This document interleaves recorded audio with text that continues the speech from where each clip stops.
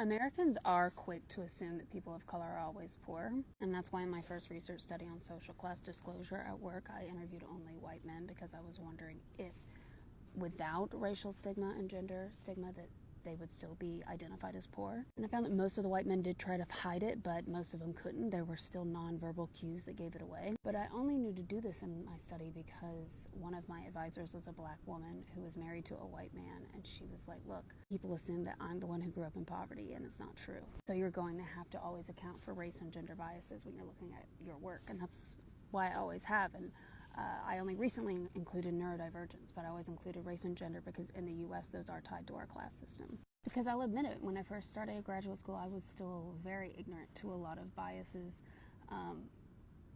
as we all are, about things that aren't about us. And as a white woman, I wasn't even really aware of sexism, to be honest, at that time. So definitely credit that professor with a lot of why my work has been successful. Now, interestingly, Americans like to also assume every person of color is poor, but then when you point out systemic biases that are racial, like to point to the rapper or Beyonce or whoever, or athlete who has a lot more money than them, to negate that. But as with anything, if you can only think of a handful of examples, an exception doesn't mean that a bias isn't real.